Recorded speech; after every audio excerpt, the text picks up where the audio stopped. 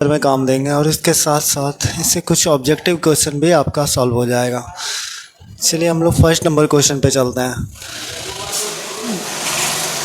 जनहित याचिका किसे कहते हैं? जनहित याचिका एक तरह की ऐसी याचिका होती है जो पीड़ित पक्ष द्वारा या सुप्रीम कोर्ट या हाई कोर्ट खुद ही इस पर संज्ञान लेती है पीड़ित पक्ष के लिए।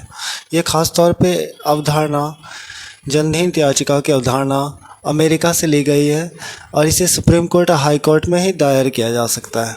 जनहित याचिका खास तौर से जनता के हितों के लिए की याचिका पेश की जाती है जिसे जनहित याचिका कहा जाता है। और इससे कुछ ऑब्जेक्टिव क्वेश्चन भी आप याद रख सकते हैं, जैसे क्या जनहित याचिका कहाँ दायर की जाती है? तो सुप्रीम कोर्ट, हाई कोर्ट में दायर की जाती है। जनहित याचिका किस देश की अवधारणा है? तो अमेरिका की अवधारणा है। दूसरा, जनहित याचिका से PIL पब्लिक इंटरेस्ट लिटिगेशन का फुल फॉर्म होता है। PIL का full form public interest litigation होता है। आप इसे याद रख सकते हैं ऑब्जेक्टिव के रूप में। अब हम लोग सेकंड नंबर क्वेश्चन पे चलते हैं। नगर निगम के कार्य को बताएं। तो नगर निगम का अनेक कार्य है। इस 29 विषय पर नगर निगम कार्य करती है जिसका वर्णन संविधान के 11वीं अनुसूची में है, वर्णित है। नगर निगम का कार्य विशेष रूप से अस्पताल, पार्क बनवाना या उसके लिए स्थान निर्धारित करना।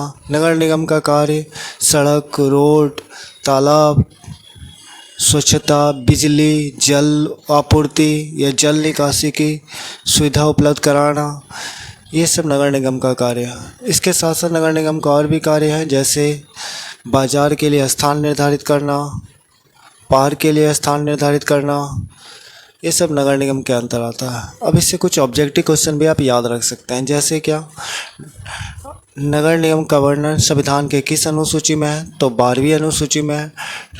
भारत का पहला नगर निगम कहाँ बनाया गया था? तो मद्रास में बनाया गया था।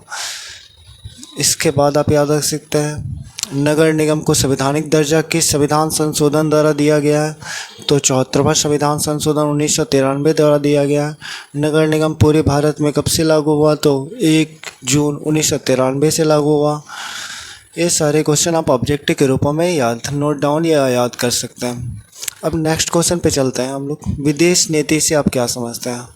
तो विदेश नीति विशेष रूप से अंतर्राष्ट्रीय स्तर पर देशों के बीचों में संबंध और आपसी सहयोग को बढ़ाने के लिए किया जाता है। खास तौर पे विदेश नीति एक प्रकार की ऐसी नीति होती है जो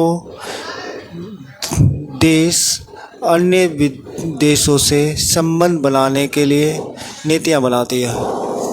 भारत की विदेश नीति खास तौर पे जवाहरलाल नेहरू के शासनकाल से ही प्रचलित है।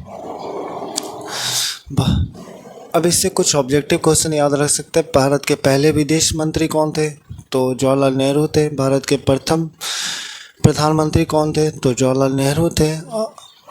विदेश नीति का आधार स्तंभ क्या है? तो आप याद रख सकते हैं विशेष रूप से शांति, सुरक्षा, आपसी सहयोग, विकास इत्यादि। अब ये कुछ और भी आप पॉइंट इससे याद रख सकते हैं ऑब्जेक्टिव के रूप में, जैसे